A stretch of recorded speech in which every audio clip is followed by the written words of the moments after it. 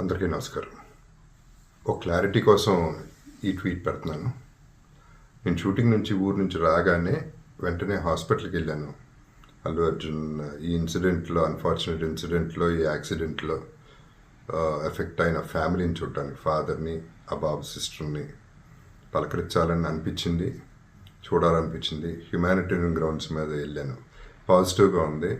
He might recover, there is a very good chances. Let's hope for the best అని, with all the peoples blessing and gods and goddesses అనేది చెప్పేసి భరోసా ఇచ్చి వచ్చాను. I wanted to go and అందరికంటే ఎక్కువ effect అయింది ఆ ఫ్యామిలీ కాబట్టి ఆ ఫ్యామిలీకి సపోర్ట్ ఇద్దాం అనే మై ఎక్స్టెంట్ సపోర్ట్. పబ్లిసిటీ చేయలేదు కాబట్టి, ఎవరికి తెలియలేదు కాబట్టి ఈ మాట వచ్చింది. అది I just clarified it. Thank you very much once again. నమస్తే. అందరికీ నమస్కారం. ఒక క్లారిటీ కోసం ఈ ట్వీట్ పెడుతున్నాను. నేను షూటింగ్ నుంచి ఊరు నుంచి రాగానే వెంటనే హాస్పిటల్కి వెళ్ళాను. అల్లు అర్జున్ ఈ ఇన్సిడెంట్లో, అన్ఫార్చునేట్ ఇన్సిడెంట్లో, ఈ యాక్సిడెంట్లో ఎఫెక్ట్ అయిన ఫ్యామిలీని చూడటానికి, ఫాదర్ని, ఆ బాబు సిస్టర్ని పలకరించాలని అనిపించింది, చూడాలనిపించింది. హ్యుమానిటేరియన్ గ్రౌండ్స్ మీద వెళ్ళాను. పాజిటివ్గా ఉంది.